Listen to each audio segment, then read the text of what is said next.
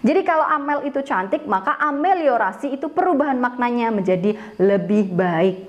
Ya kalau kata anak-anak sekarang itu kan lagi tren tuh. Misalnya tahun 2015 bentuknya kayak apa, sekarang tahun 2020 itu langsung glow up. Nah, ameliorasi, glow up. Assalamualaikum warahmatullahi wabarakatuh. Halo, selamat datang. Berjumpa lagi dengan saya Arisa Nur Aini dan terima kasih sudah mengklik video ini. Kali ini kita akan membahas mengenai 3 hal: sinestesia, ameliorasi, dan peorasi. Kalian pasti pernah mempelajari ini ketika SD, tapi ya mohon maaf, pelajaran bab kemarin saja kalian pasti sudah lupa, apalagi pelajaran SD. Tambah-tambah di luar kepala, hilang maksudnya.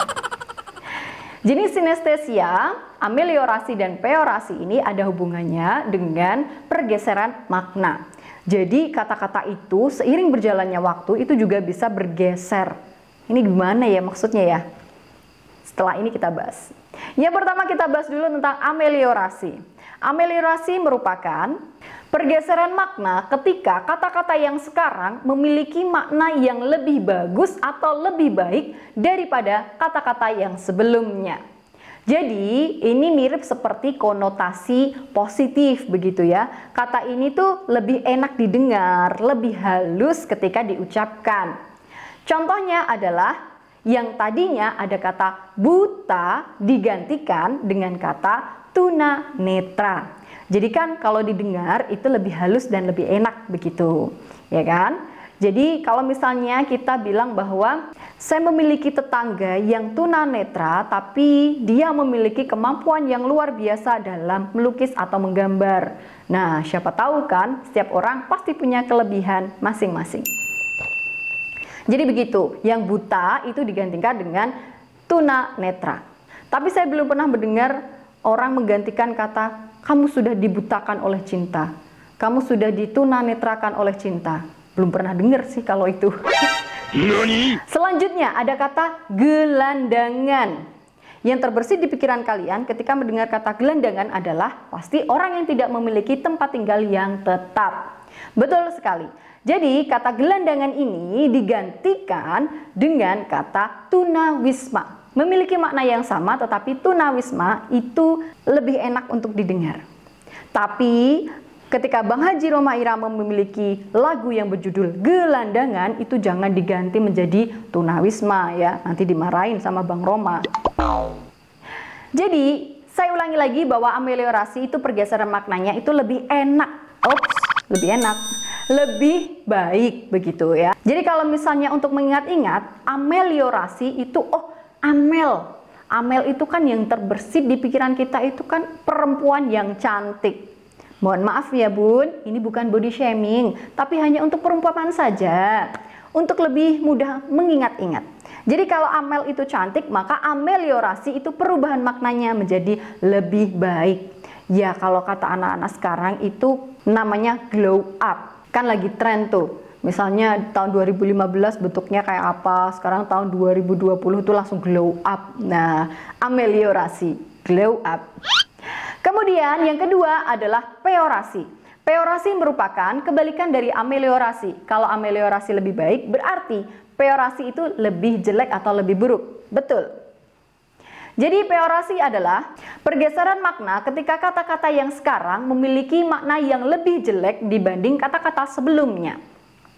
Contoh, ketika kata menikah itu kan sudah bagus ya, tetapi kadang digantikan dengan kata kawin. Nah, ini kan maknanya menurut saya lebih jelek begitu. Kalau di telinga saya sih kata kawin itu terdengar agak kasar begitu. Nah, ini yang disebut peorasi karena lebih jelek.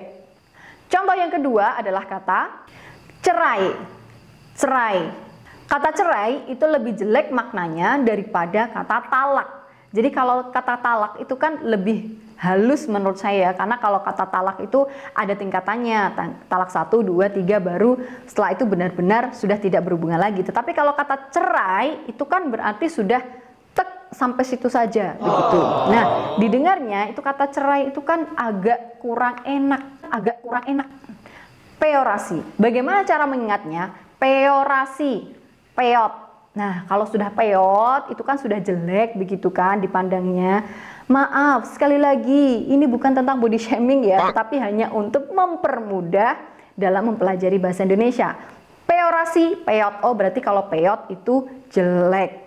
Sebelum saya lanjutkan, jangan lupa ya, untuk yang belum subscribe, silahkan tekan tombol merah di bawah ini, dan silahkan memberikan like dan komentar. Kalau misalnya kalian berpikir bahwa video ini bermanfaat, jangan lupa untuk di-share di sosial media kalian. Terima kasih. Selanjutnya kita akan membahas mengenai sinestesia. Sinestesia itu berhubungan dengan panca indera. Jadi ada pergeseran makna ketika panca indera yang dimaksud itu tidak sesuai dengan makna aslinya. Bentuk perubahan makna karena tanggapan dua hal yang berhubungan dengan panca indera. Jadi kalau misalnya kita mendengar kata manis, nah manis itu kan di alat pengecapan kita ya. Contohnya makanannya manis, permennya manis. Nah, tapi ini diganti menjadi senyummu manis. Bilang terima kasih dong. Jadi senyum itu kan kita lihat, tetapi kita bilangnya manis. Senyum manis yang seperti apa ya kira-kira ya? Jangan senyum-senyum sendiri yang lagi lihat. Nah, itu tadi yang senyum itu harusnya kita rasakan di indera pengecap, tetapi jadi di indera penglihatan. Selanjutnya ada juga kata tajam. Nah, ini kan kata tajam itu biasanya digunakan untuk benda yang nanti bisa melukai atau misalnya untuk memotong. Tetapi tajam itu digunakan untuk alat indera penglihatan. Jadi kata yang tajam tadi bukan setajam golok. Bukan, tetapi tatapan guru itu sangat tajam ketika melihat murid yang menyontek. Nah, jadi tatapannya tajam gitu. Tajam apa mendelik ya? Nani? Contoh yang lain, ada pedas. Pedas itu kan untuk rasa ya, indera pengecap. Tetapi kita sering mendengar kata, ih kata-katanya pedas sekali. Nah, maksudnya kan kata-katanya itu menusuk. Seperti deterjen, netizen zaman sekarang itu kan biasanya kata-katanya pedas begitu ya. Tapi kalau misalnya kalian cari di Google, itu sinestesia ternyata adalah sebuah kelainan juga loh. Jadi kalau di bahasa Indonesia itu kan cuma pergantian makna ya, tetapi kalau di internet kalian bisa mendapatkan informasi bahwa sinestesia itu juga merupakan gangguan panca indera. Jadi kadang ada beberapa orang ketika mendengar sesuatu itu dia bisa membayangkan warnanya begitu. Jadi ketika dia mendengar suara itu terbersit warna-warna. Atau yang paling terkenal itu biasanya menghubungkan kata dengan warna. Jadi kalau misalnya mendengar kata atau melihat kata tersebut itu biasanya langsung terbersit sebuah warna. Contohnya ada kata Senin, kemudian yang terbersit di pikirannya itu adalah warna merah. Nah, jangan-jangan kita juga punya kelainan sinestesia nih, karena kalau misalnya kita mendengar atau melihat kata mantan, itu biasanya yang terbersit adalah warna hitam, legam. Jadi itu tadi adalah sedikit pembahasan saya tentang ameliorasi, peorasi, dan sinestesia. Semoga bermanfaat dan apabila ada kesalahan, saya mohon maaf. Silahkan tambahkan beberapa informasi kalau misalnya yang saya sampaikan masih kurang. Terima kasih, sampai berjumpa di video selanjutnya. Wassalamualaikum warahmatullahi wabarakatuh. Sampai jumpa.